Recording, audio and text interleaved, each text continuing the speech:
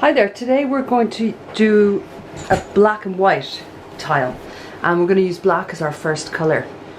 I'm going to be using, well that says turquoise but it's not turquoise, it's black. This is a leaded black. And we're going to do as we usually do, go all the way around and into the centre, and we'll be doing probably 2 firings of the black.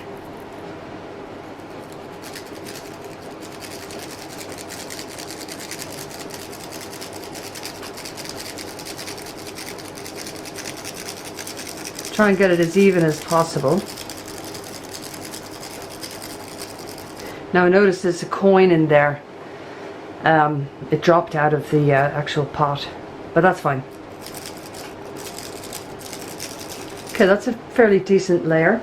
Now we're going to fire that and then do our second layer. Here's our tile. And we're just going to put it in for 1.5 minutes.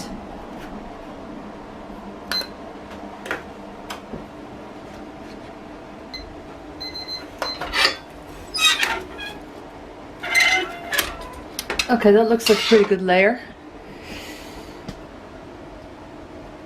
So there it is. It has a little bit of the orange peel texture on it. And it's definitely going to need a second layer because we want to get this nice and black and nice and smooth.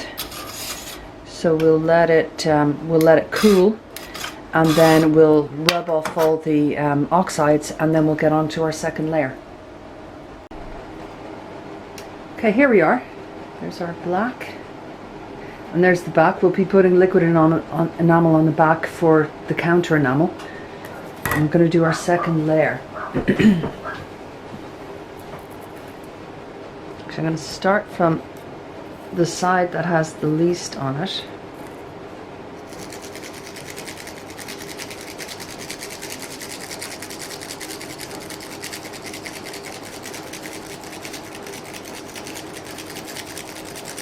And go into the center. And I'm just going to add a little bit more all the way around to try and get it nice and even. And we'll fire that again for another 1.5 minutes. Okay, here is our black. We're going to use black liquid enamel. This is from Thompson. This is one of the Thompson unleaded enamels. It's number 772, liquid black, liquid form it's called. And we're going to put a little bit in this jar.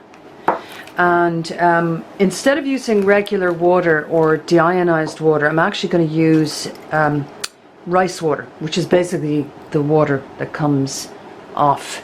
It's like starch, basically.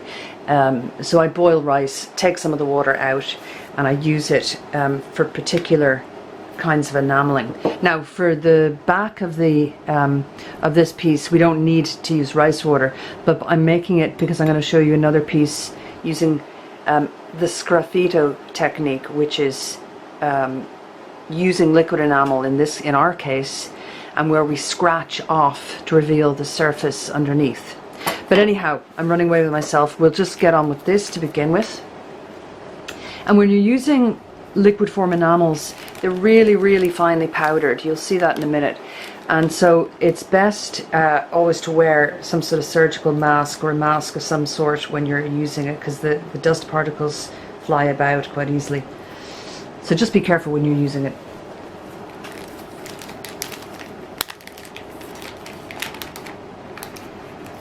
And I'm just using a lollipop stick to put it in.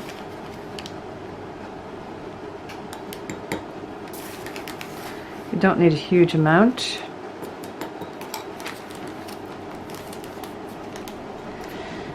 And we want to, I'm just going to shake up this rice water.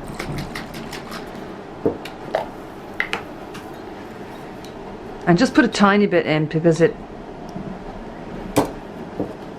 you don't have to kind of heap on loads more black. I think we need a bit more.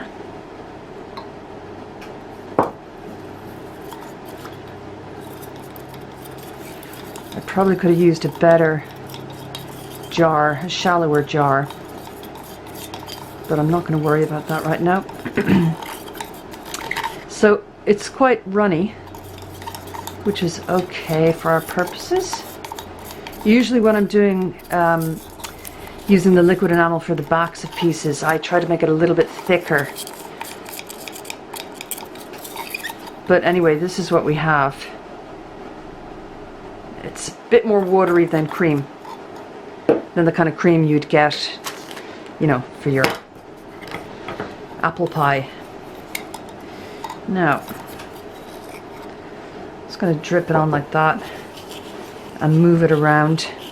With liquid enamels, you don't paint them on. That's not really what you do. You sort of push it around more than paint it on. It's not like it's not like dry paint that you put water with. It doesn't dissolve into the water. The particles remain intact, so they're really suspended in the water. I think that's enough. I'm just going to tap it on here just to even it out a little bit, so it's quite runny. And then I'm going to dry it. I'm just going to sit it on top of the kiln and let it dry, and then we'll turn it over and we'll do our next color. Okay, now we're ready to do our white. And I've had to switch on the lights because it's gotten very dark in here. Dark and stormy outside. This is the back. It's not fired. It's the black that we put on. It goes a kind of grey colour. And we're going to use our lovely soft white, the leaded Thompson white. And here's our stencil. Now, I want to line this up. Try and get it straight. I don't want it too close to the edge. I think that's okay. We're going to use a 200 mesh sifter here, because then the particles will cling to the stencil more easily. And what I'm going to try and do is sort of fade it out a little bit, so the back here has less white.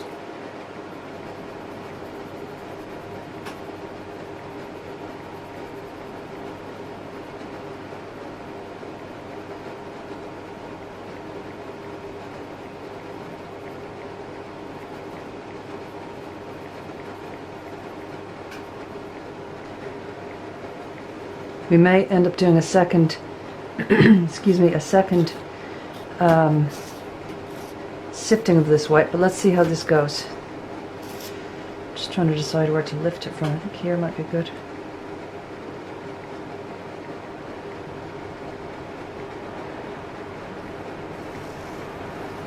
Okay. Now you can see we've got a little cat. The silhouette of a cat. And I'm just going to brush some of that. There's a little bit on the edge here which I want to brush away.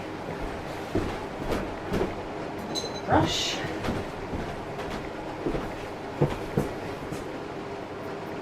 You don't want any of those bits that have fallen off.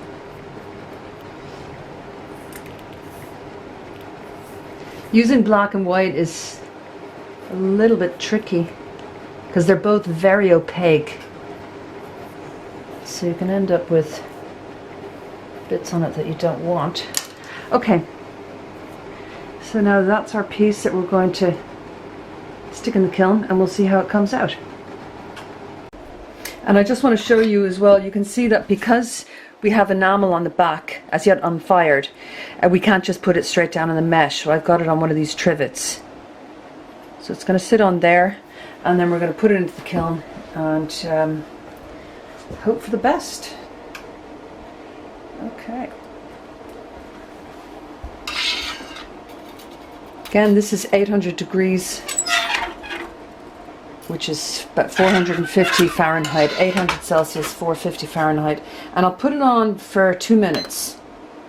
Okay, see you back here in a minute, or 2 minutes.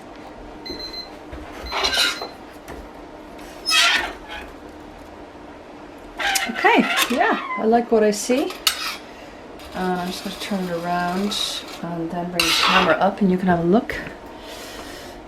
Okay, so here's our cat.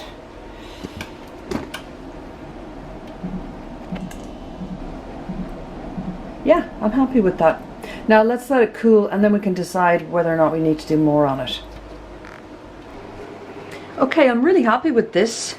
Now, I don't know if you can see, but there are some little white dots kind of all over it actually, which I think I'm going to try and get rid of.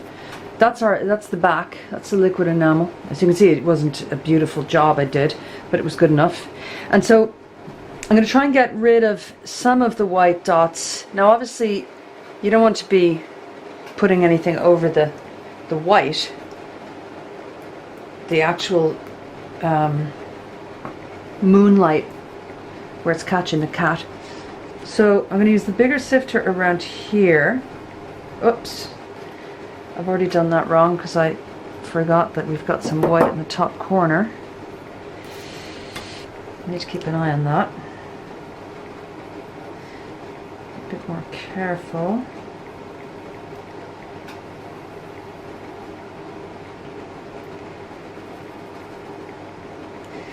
And now I'm going to use a slightly smaller sifter. By the way, that was 80 mesh and this is 80 mesh as well.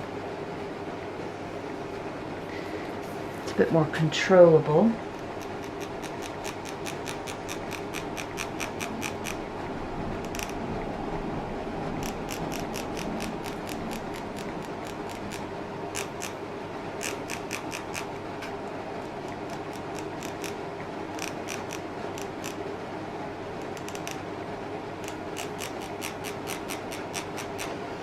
And I'm even going to go as far as using an even smaller sifter to do some of the areas right up to here, right up to there, up really close.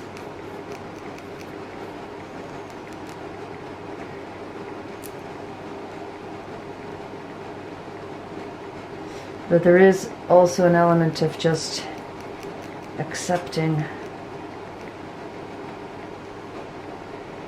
that there might be some little white dots. Okay, we're going to give that a go in the kiln. Probably do 2 minutes again, and then we'll see how that looks. Okay, it did make it a bit better, not a massive amount better. But I'm not too worried about that. I'm pretty happy with that. And I'm going to photograph this as well so you can see how it looks. Okay.